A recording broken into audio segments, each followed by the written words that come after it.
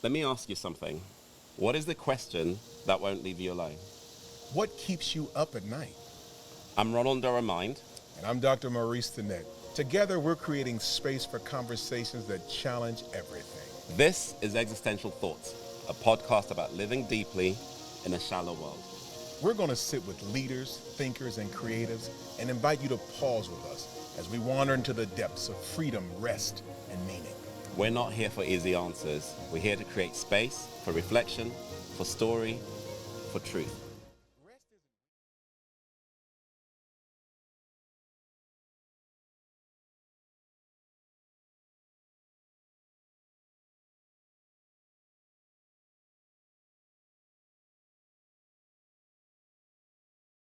Michelle, welcome to Existential Thoughts. Thank you. How are you doing today? Good. Glad to be here. Okay, good to see you. It's like I don't see you forever and then I see you twice in like a short space, which is amazing, right?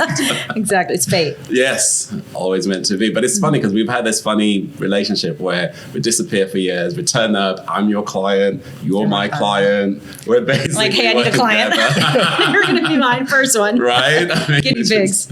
It's crazy. But yeah, no, I mean, obviously Maurice, Michelle, you guys haven't nice met to meet yet. you, Michelle. It's first time here. Nice to meet you, Michelle. I can't wait to learn more about you. Thanks. Yeah. Talk to me. So how'd you, what's going on?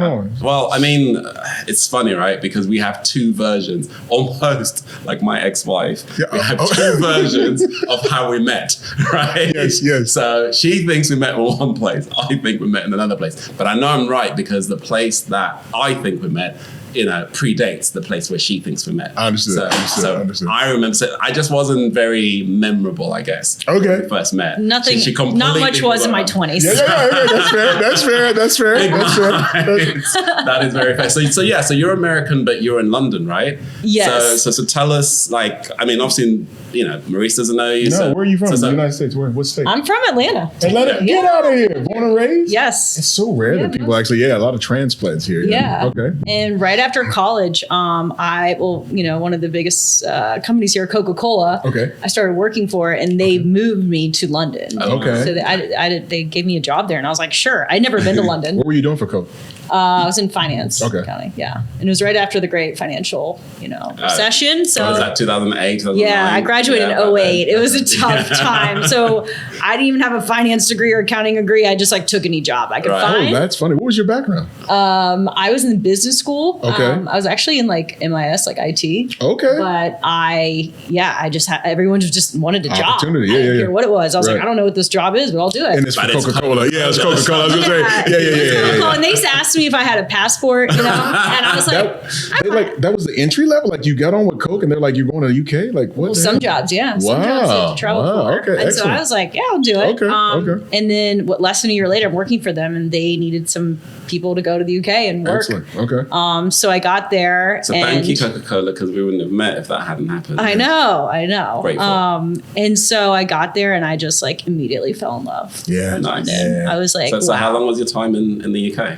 7 years. Oh, wow. About. What did you fall in love with? I love London all too, my but what did you 20s. fall in love with? All the 20s. Oh, I fell in love with everything. What was the first thing that you remember? Because I remember, I fell in love too. It was amazing. The streets are beautiful. Yes. Architecture. Yeah, the architecture. It's not like New York anywhere here. It's so clean, so beautiful. Yes. Obviously, the accents. And I learned it wasn't always clean. It wasn't always very nice. Yeah, but I'm just saying, I heard that there was an initiative. Is that true, Ron? There was an effort to clean up the streets and everything. Yeah. So, all right. So the cleanliness, the architecture. It was beautiful. And just meeting people. You just met people from everywhere. Right? Everywhere. And you just and everyone was just open, and you just would go out, meet friends. You go to the pubs, which I wasn't used to that. Okay. Yeah. You're just hanging outside. You just meet people. I don't know. It just happens. But that's Southern hospitality. You're from Atlanta. You had some. I know. What was so It's different. It's not the same. I think people were so interesting, and everyone's from a different country. and that's the thing, though, right? I think it's the eclectic nature of it. Okay. Right? So you're meeting different people from all over the world. Makes sense. Who've made life in London. So it's a melting pot. Mm-hmm. But it's so there's lots of cities where that is true. But I think for London particularly, it is very much cosmopolitan. Yeah. As the definition of the word, meaning it's not as cliquey. So you can go in, be any color, and hang out anywhere and feel comfortable. Got it. For 90% of the time, right? So, which I think is greater than most cities around the world. Right. Love it. So here you are, Coke sends you over there, you're working, you're there 7 years. Talk to me about those 7 years. What was going People called me y'all because I had a more southern accent. I don't hear it. It'll come back. Okay, y'all. They called me y'all for That's some time. funny. That's funny. Y'all. Okay. And so I was working for them, traveling, and the best thing is like traveling all over. So every week I was in a different country. Okay. From like Sweden to a lot in France and everywhere. So I was just like, it was like an explosion, of my world. Yes. Coming from Atlanta and just growing up kind of more, went to UGA. So growing up more in this bubble and then just like, boom, just seeing the world and meeting so many people. And I love that part. The one part, I'm sorry, Coke, I didn't love was the corporate life. Okay. And I was going to say, so obviously you left Coca-Cola. How long were you at Coca-Cola for? 5 years total. And stayed in London, right? So you didn't, yes. So you didn't leave. So you left the job, but you stayed in the city. I left the job, but because I just realized I wanted to do this. I had this idea I'd been talking with a friend about. Is this Charlotte? And Charlotte, yeah. Okay. And she works at Deutsche Bank. I was at Coca-Cola, and it just like got in my head. But Charlotte's American as well, right? Yeah, from New Orleans. Yes. And we just started talking about it. And one day I just like couldn't. I was like, I can't do this anymore. I just can't be at this job. I can't do what I'm doing. And I just want to go all in. So one day I just said I quit. And she was like, what do you mean? What? My parents were like, what? First of all, your visa's tied to there. Yeah. So they're like, what are you planning to do? And I was like, I don't know, but I'm going to figure this out. Yeah. You quit without having another gig lined up? Yeah, nothing. In another country, I just quit. Idea. Okay. on a few pieces of paper. It's courage. Okay. And I realized that quickly that I needed to have if I wanted to stay in London, which I did. It was like we decided this company and app we started called Cake, which was a hospitality mobile payment app for restaurants, bars, and clubs. Obviously I know what Cake is because I was going to say, wait, you went way too fast. So you got to slow down, right? Because I'm trying to digest it. So wait, you're doing 5 years, Coca-Cola finance. Yeah. You're an IT major. That's the background. Yeah. You're in corporate America 5 years. You're bopping around Europe. You're like, yes, I'm enjoying myself, but I actually hate the corporate life that I'm living. I like the lifestyle and the things that they provide, but I don't like the actual constraints or the week. Okay, the weekends. That's basically what she likes. She likes the weekends. Got it. Not the week. Okay, that's fair. So from there, though, wow, unbelievable. We just keep it rolling, though. Things happen all the time. But outside of that, so you say to me, Cake, when did you transition? So you're leaving your job without another gig lined up. Where's this Cake thing come into play? So that was like around the time, a little bit before is when like Uber popped up and started getting bigger. Okay. And people were talking about just like mobility and apps and how to do things quicker, faster, automated. And the one thing we noticed is like, okay, we can like at a touch of a button, get a car to come get us. Okay. And we thought, well, when we're sitting at restaurants and eating out, like, wouldn't it be nice if we could just pay quickly from our phone and split the bill and do whatever we needed and just have a tab? Could we build that kind of seamlessness and everything into the hospitality world? Okay. But we didn't have any experience in hospitality, and there's a lot of different technologies. We didn't have any of that. We just knew this is how we want it to work, and we're going to do it. And you saying we? Tell us who the we is. My partner was Charlotte. Okay, Charlotte, and that's from New Orleans. We talked about. Okay, perfect. All right, so here you are. You have an idea. How's that unfold? What happens there? I think, spent many days just researching, maybe drawing, mapping it out. Okay. Trying to even figure out where do we find and hire like a developer? Right. What'd you do? What was the journey? Like, were y'all just Googling shit? Like, what did you do to? I think we were going to like meetups or meetups and trying to figure out like where they hang out. Okay. Which is hard. That's smart though. Okay, but that's good. Yeah. But we just needed to find one. Okay. It's like we need to find someone and sell them our idea. And back in the day, you didn't have the apps we have now. We didn't have like Shopify or Webflow and all these apps that like help you make it easier and help really. Like even if you wanted to build a landing page, you had to code it yourself. Okay. Back then, so it was a lot more work starting an app back in those days. And again, I had zero experience, and so we set out. I think finally. Sorry if I can interrupt you. You know what's really interesting for me, like what I've already picked up, is the bravery to go. I really don't like what I'm doing. I am now going to do something else. Yeah. Right. And then taking that leap of faith, because obviously you don't know how you're going to land or where you're going to land.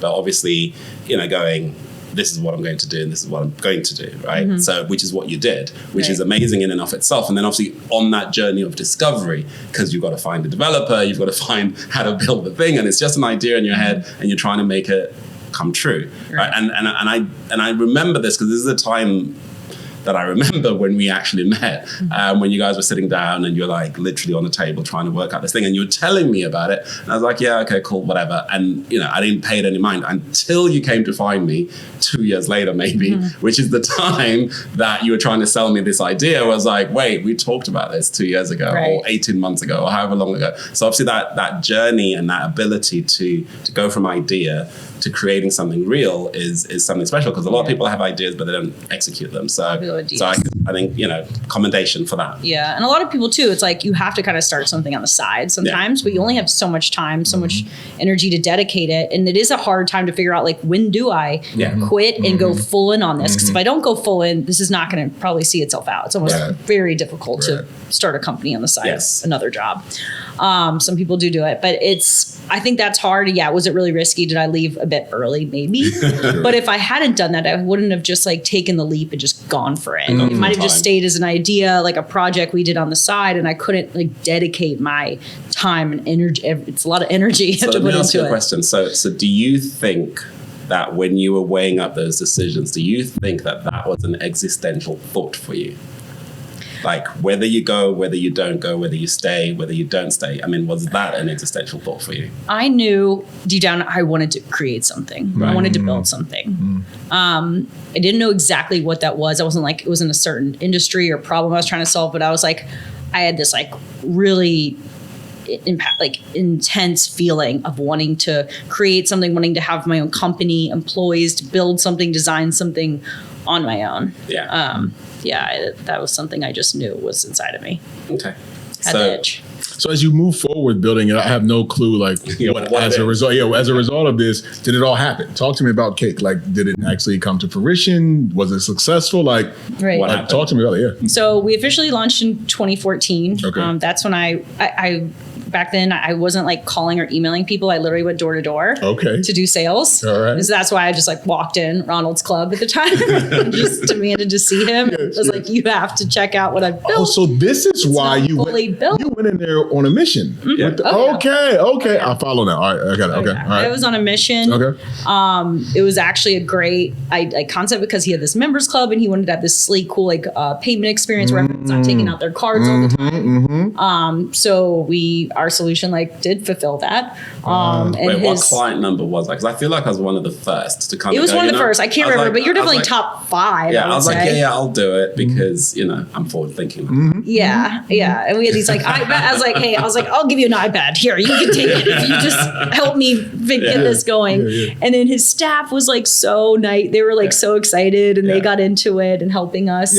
Because they had to tell people hey, this is how you use it. And we didn't. It was our first time. We were testing it. So there's issues, there's problems. How does it work? Getting feedback. And so you had to be kind of close. So I think I was living in there. Okay. I was there most days. I was like, hey, I'm just sitting here, just watching, just making sure everything's going through. It works. It's also you're dealing with people's money. Of course. It's not just another app. It's financial transactions happening. Because I remember I used to use a different point of sale system, and I remember I had to bring in a new point of sale system. I think they're called software solutions, right? In order to integrate with your app because they had an open API, which means which means that we could integrate, and therefore so I literally changed the way I ran my business because of this woman. But that's because I loved her idea so much, right? So I was like, I want people to be able to sit at their table and basically go on their phone, order whatever they want, press checkout, split the bill, do whatever they want to do, literally on their phone, and not have to walk up to the desk, because I wanted the whole membership experience to be seamless, right? And I kind of felt like they offered me a solution that could provide that. So I was very excited to do it. Right. Yeah. I think you were open. I think you were excited by new entrepreneurs and new ideas and tech and stuff. So you were like, this is cool. Always. But the thing is just I was like, okay, now I have to make it work. Yeah, exactly. I have to make sure it works. And did it work? The humble brag. I know you don't want to talk about it, but did the thing work? There's definitely some hiccups. I mean, maybe let's jump a few steps and let's talk about where you ended up. That's what I'm saying. Where's the end of the day? Where's the story going? Where'd it go? Yeah. building, right? Like, So where did they go? What Yeah, happened talk to me. But there's always issues. Yeah, I know there's always issues. There's always years and years later. But what happened? So in 2017, we ended up Which was selling 3 years later. 3 years later, Yeah. we sold the company to American Express. After For big money. it was good, and we no, but And we were then a as soon small as she did that, business. and as soon as she did that, she's like, I'm moving back home. I've made it. Okay. Well, after working for American Express for a little while. So you're telling me, wait, let's back up, because like you're glossing over it like real smooth. Like, but here we go. Let's double click. You mean to tell me after you had the app started going and you like working with the kinks, you were able to sell it to American Express 3 years later for a significant amount of money?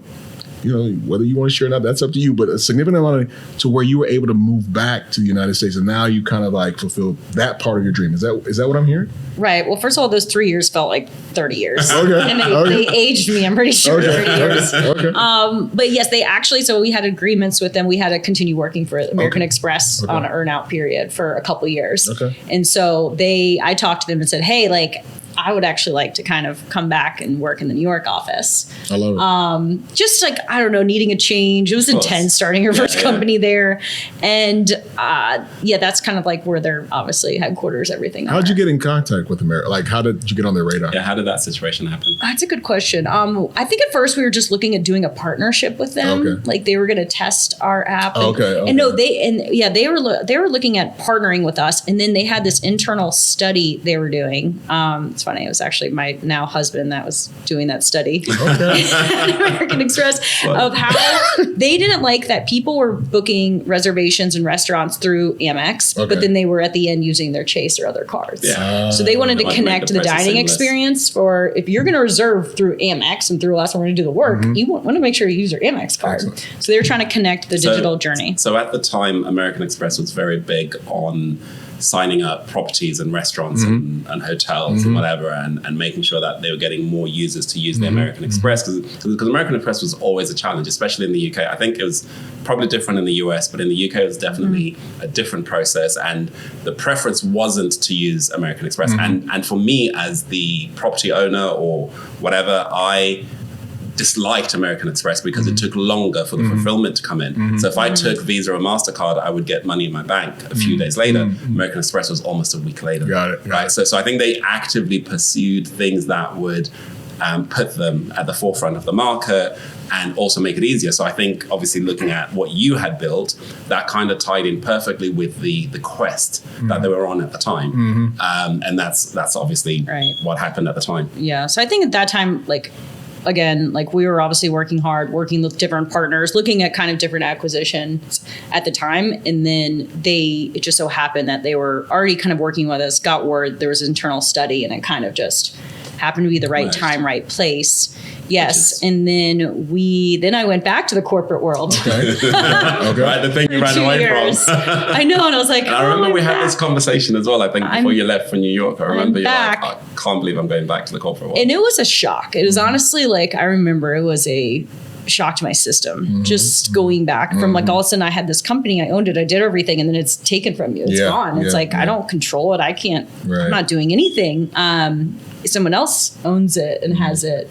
And my employees now work for them, and I report to somebody, and I have weekly check-ins and performance reviews, and I have to training and all this stuff I have to do, admin. I was like, oh man, but I liked it. I think it was a nice mental break I needed. The stress of having a startup and a lot of that responsibility when I was in my 20s. But you did it again, though, right? So you moved to New York. Yes. And while you're in New York, what did you do? You came up with another idea. I did. Right. So tell us about that. But it actually stemmed from my London days when I built this app, Cake, and we were kind of like the small guys. There were some bigger guys that raised more money. Some, even I think Facebook, Apple, big companies were getting into it. So we're the small guys. So I was like, I need to get our name out there.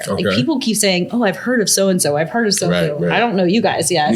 So I was like, I need to get our name out there. So I knew, I'd used a PR agency before. They're really expensive. I couldn't afford it. And so I was like, all right, well, I found, I've learned all these other pieces of business. Let me just figure out how to connect with journalists in the press and I start pitching them.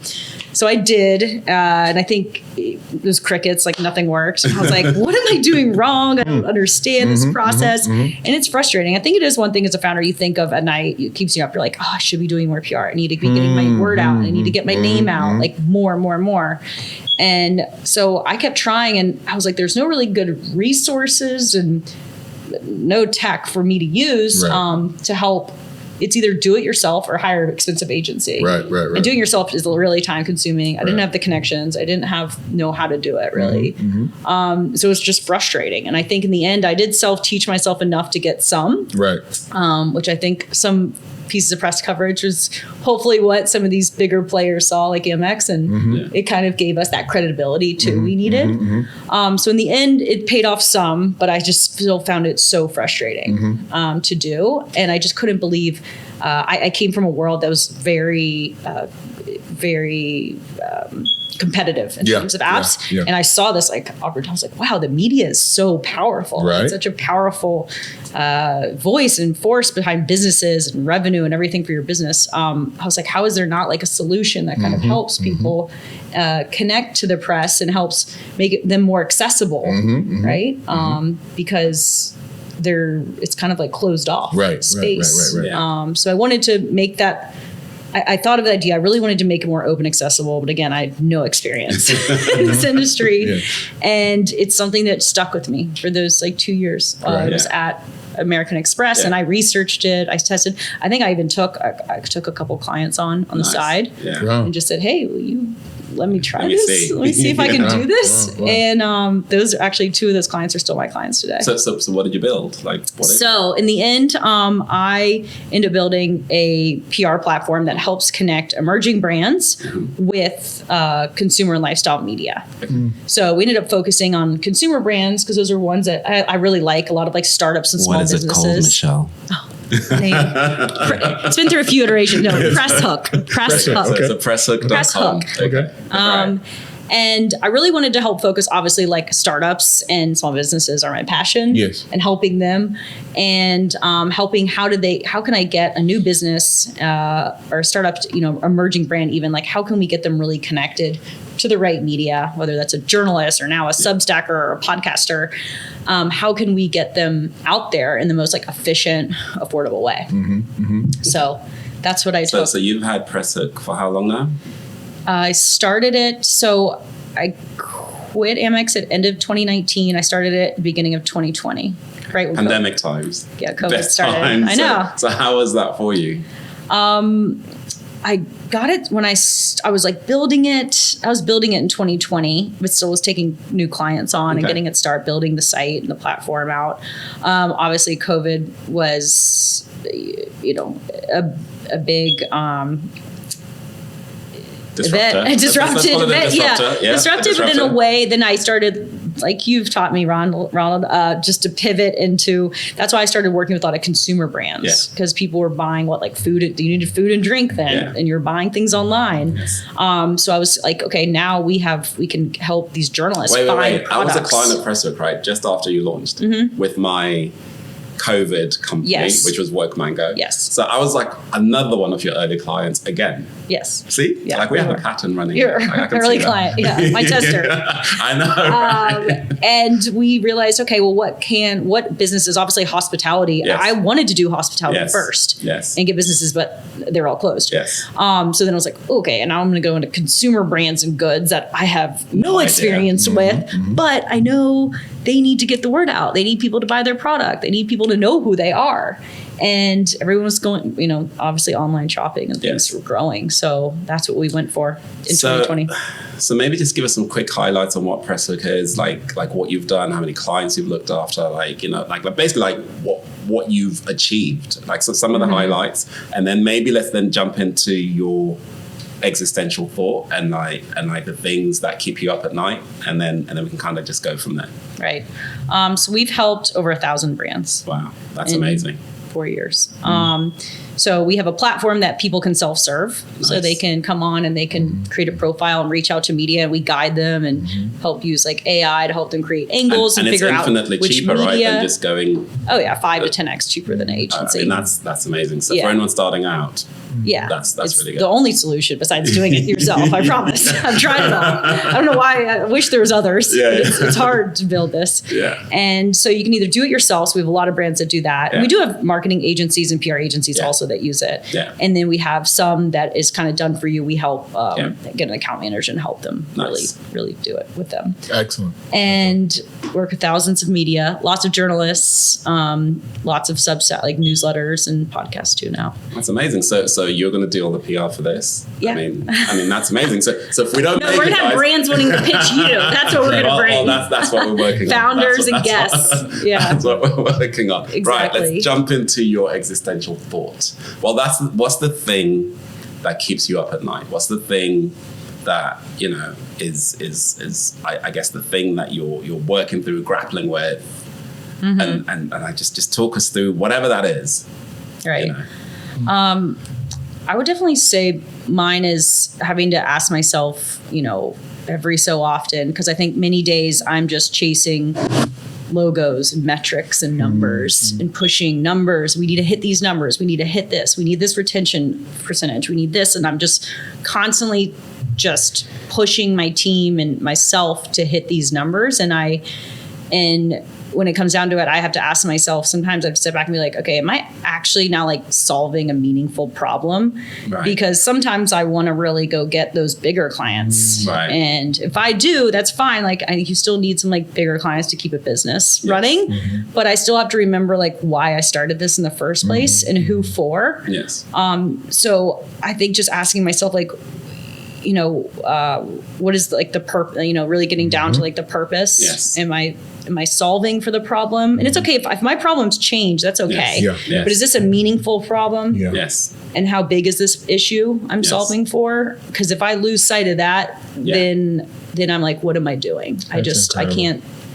That makes perfect sense. Yeah. And so so what is like your reflection process? Because obviously like I think you're on a journey, and I think on all journeys you kind of need to maybe take stock and see whether you're still on the path that you set out to be on, because obviously like things change. Like you started this because you had a specific problem with your previous business, right? And then you realized that there was a gap that other people couldn't fulfill. But interestingly, obviously you've also grown since your 20s in London. So you also now have, like you're a mother now.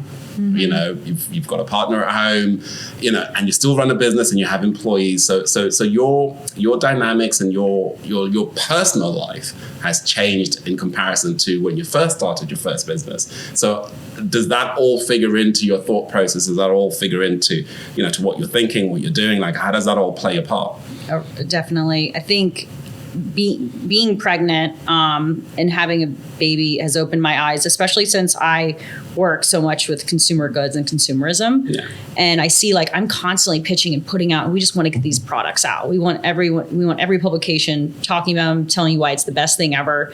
But then I look back and I was like, okay, well, I'm now having to pick out formula or prenatals or baby, like food and, toys and things like this for my child. And then I'm having to do the research. Like now I'm on the other side being like, I'm the consumer. And I started looking at it and I was like, well, I know how this works, and so a lot what I write about now is like, we need to make sure that these reviews and content are authentic and they're tested. Yeah. And who is writing the more real, like, and just things that you want to trust. What is genuine and what is genuine? Not. What is, who especially can you in the trust? World we live in now. Yeah, because everyone's just spitting content, buy this, do this, do this. And then I was like, whoa, okay, we need to step back here. Okay. Because I'm a part of this. I'm putting this, telling people to buy these products. So I think it's brought me back to say, well, what are the products and brands like I really want to represent, and how could I do checks on them to make sure these are brands that I want to, because I'm going to fuel some of their growth, and my sister, brother, friends could be using this product. So I think that had a huge, massive change on what I think about. And I think it's important, like what kind of brands I do support. Of course. Sometimes, so again, you want to hit those numbers. So you're just like, bring them in, big brands, who cares? Yeah. And then you stop and you think like, okay, well, I just got this one brand like 25 press features this month, and they're sold. Yeah, and there's some fast fashion brand that's you don't know, has no mission, has no purpose. They're just selling. So you're saying you're now being more selective about the clients you bring in? Yes. Okay. Oh yeah. And my team knows, and we know. And so it's hard though, because it's like it's a numbers. You have to hit numbers, but it has to. Now it's a bit more like quality over quantity. Which is really, really important. So in this process, I mean, like obviously you've had challenges. What would you say like your biggest challenges were? And as a woman founder as well, like has that been? Do you think more difficult or easier, or like do you feel like that has played a part to your journey so far? Like everything you've achieved and everything you're yet to achieve. Like what do you think comes into play in that regard? Yeah, I think you definitely, as a woman, like you definitely need to prove yourself more. I mean, yes, it's far harder to get funding. Yes, statistically it is. But it's not that you can't do it. I think it's just, it's tougher, and we have to be more confident and really, I think you really just have to work harder for it. Okay. And prove yourself. And I think it helps, now that I've one under my belt, I think that helps me. When I was the first time, I don't think anyone barely talked to us. Like it was difficult to get investors on. But I think now, it is hard. Like when you're pregnant and you're feeling like awful, like shit, and you're having to work and do things, it's difficult. And then also when you have a baby and I used to work just any time of day. Like I didn't have a schedule. And now it's like I have to drop her off at 9 a.m. at daycare and pick her up at 5. So I have to get everything in my day, all my work and my personal things done between 9 to 5. And that's difficult. Hard when you're not. Especially when you're a founder, an entrepreneur, when you run your own business, because as we know, you don't have set hours when you start your own business. And you get home, and after doing bath time and everything, I'm just zonked. I'm like, I'm so tired. I can't think. And I'm like, there's no way I could open my computer right now some nights. So it's hard, but I have 2 more questions. Oh, Ronald, we can't keep her here all day, Ronald. We've had her here long enough. We got to start to transition now. That's right. We're transitioning. We're transitioning. So the 2 questions, I'm going to hit you up with them both at the same time. So question 1 is,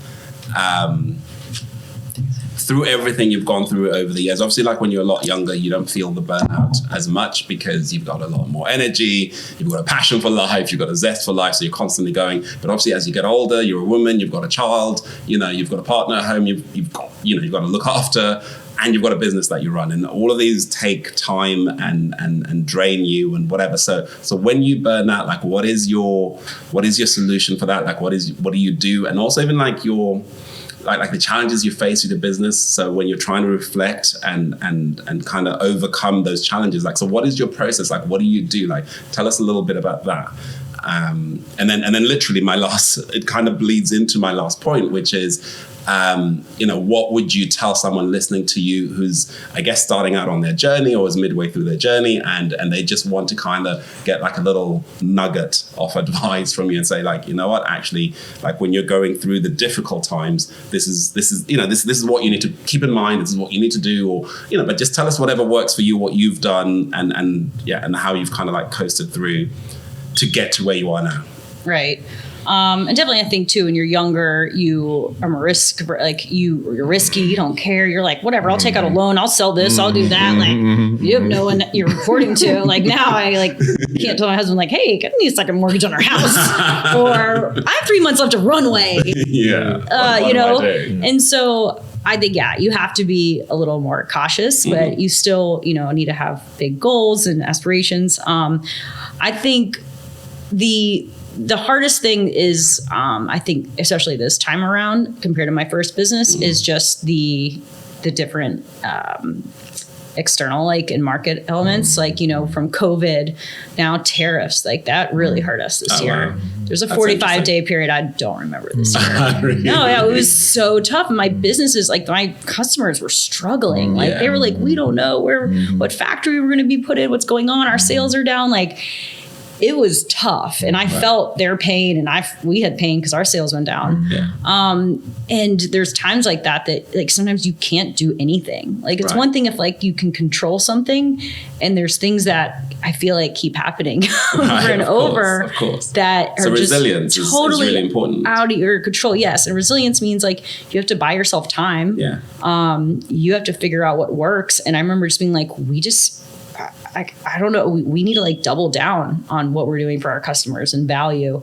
And I think for a while, like I haven't, of course I think sometime like, I don't know if I could do this anymore. Like I just want to quit. I just want this to be over. I don't want to have to deal with this. Yeah. And you have those days and times and I think the thing you have to figure out how to do is to get yourself out of there and like really get yourself back focused, get the excitement back. I think like playing sports help. Like I love playing tennis. Nice. It gets me in the game and helps me realize like I have to stay in the game. Staying active. You have to stay active. Yeah. So I love like yoga and running and tennis, and that helps me definitely. You go away relatively often though.